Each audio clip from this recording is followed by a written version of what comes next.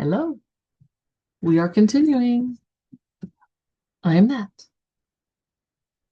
We're on chapter 12. The person is not reality. Let's see what we got. And if you're just joining us, remember that I have not ever read this before. So we're going through it together. Here we go. Questioner starts. Kindly tell us how you realized. Maharaj. I met my guru when I was 34 and realized by 37. Questioner. What happened? What was the change? Maharaj. Pleasure and pain lost their sway over me. I was free from desire and fear. I found myself full, needing nothing. I saw that in the ocean of pure awareness, on the surface of the universal consciousness, the numberless waves of the phenomenal worlds arise and subside beginninglessly and endlessly. As consciousness, they are all me. As events, they are all mine. There is a mysterious power that looks after them. That power is awareness, self, life, God, whatever name you give it. It is the foundation, the ultimate support of all that is, just like gold is the basis for all gold jewelry. And it is so intimately ours. Abstract the name and shape from the jewelry, and the gold becomes obvious. Be free of name and form and of the desires and fears they create. Then what remains? Questioner. Nothingness. Maharaj. Yes, the void remains, but the void is full to the brim. It is the eternal potential as consciousness is the eternal actual. Questioner. By potential, you mean the future? Maharaj. Past, present, and future, they are all there, and infinitely more. Questioner. But since the void is void, it is of little use to us.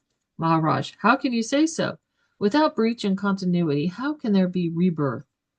Can there be renewal without death? Even the darkness of sleep is refreshing and rejuvenating. Without death, we would have been bogged down forever in eternal senility. Questioner. Is there no such thing as immortality? Maharaj. When life and death are seen as essential to each other, as two aspects of one being, that is immortality.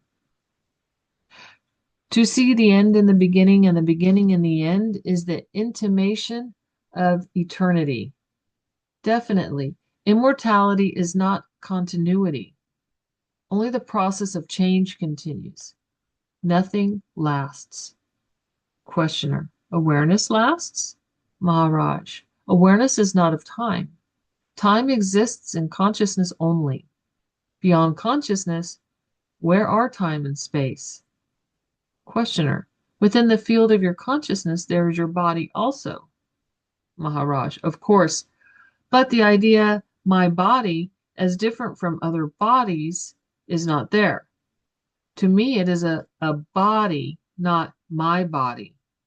A mind, not my mind. The mind looks after the body all right. I need not interfere. What needs to be done is being done in the normal and natural way. You may not be quite conscious of your physiological functions, but when it comes to thoughts and feelings, desires and fears, you become acutely self-conscious. To me, these two are largely unconscious. I find myself talking to people or doing things quite correctly and appropriately without being very much conscious of them. It looks as if I live my physical waking life automatically, reacting spontaneously and accurately. Questioner. Does this spontaneous response come as a result of realization or by training? Maharaj. Both. Devotion to your goal makes you live a clean and orderly life, given to search for truth and to helping people, and realization makes noble virtue easy and spontaneous. By removing for good the obstacles in the shape of desires and fears and wrong ideas. I'm going to stop there for a second because I was just told, I'll just say, by my spiritual teacher this weekend that to get what you want, you don't focus on what you want because the universe says yes, and you'll keep wanting that thing you want. Instead, is to get rid of in your life what you don't want. And then he didn't say this, but I've been thinking about it and I'm thinking, well, if you want room for something else, you got to make room. Anyway, so I'm going to read that last part again because it just totally reminded me of that. So, devotion to your goal makes you live a clean and orderly life given to search for truth and to helping people. And realization makes noble virtue easy and spontaneous by removing for good the obstacles in the shape of desires and fears and wrong ideas.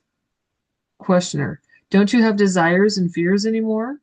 Maharaj, my destiny was to be born a simple man, a commoner, a humble tradesman, with little formal education. My life was of the common kind, with common desires and fears.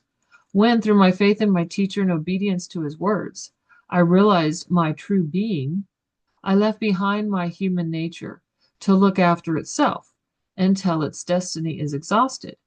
Occasionally, an old reaction, emotional or mental, happens in the mind, but it is at once noticed and discarded.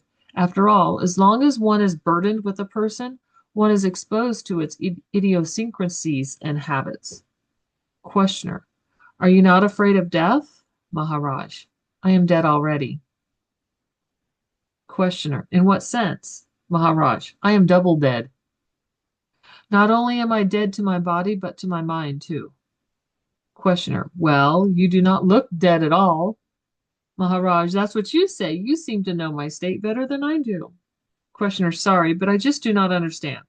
You say you are bodiless and mindless, while I see you very much alive and articulate. Maharaj, a tremendously complex work is going on all the time in your brain and body. Are you conscious of it? Not at all. Yet for an outsider, all seems to be going on intelligently and purposefully. Why not admit that? One's entire personal life may sink largely below the threshold of consciousness and yet proceed sanely and smoothly. Questioner, is it normal? Maharaj, what is normal? Is your life obsessed by desires and fears, full of strife and struggle, meaningless and joyless, normal? To be acutely conscious of your body, is it normal? A healthy body, a healthy mind live largely unperceived by their owner. Only occasionally, through pain or suffering, they call for attention and insight. Why not extend the same to the entire personal life? I want to read that last sentence. A healthy body, a healthy mind live largely unperceived by their owner. Only occasionally, through pain or suffering, they call for attention and insight. Why not extend the same to the entire personal life? One can function rightly, responding well and fully to whatever happens, without having to bring it into the focus of awareness. When self-control becomes second nature, awareness shifts its focus to deeper levels of existence and action. Questioner, don't you become a robot? Maharaj, what harm is there in making automatic what is habitual and repetitive? It is automatic anyhow. But when it is also chaotic, it causes pain and suffering and calls for attention. The entire purpose of a clean and well-ordered life is to liberate man from the thrall of chaos and the burden of sorrow. Questioner, you seem to be in favor of a computerized life. Maharaj, what is wrong with a life which is free from problems? Personality is merely a reflection of the real. Why should not the reflection be true to the original as a matter of course, automatically?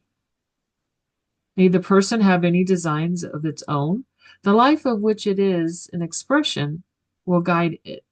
Once you realize that the person is merely a shadow of the reality, but not reality itself, you cease to fret and worry. You agree to be guided from within, and life becomes a journey into the unknown. And that completes chapter 12. The person is not reality. Awesome! We got through it. Ooh. Next one's going to be even longer. I bet you can't wait. All right. You all have a great day, and I will catch you next time.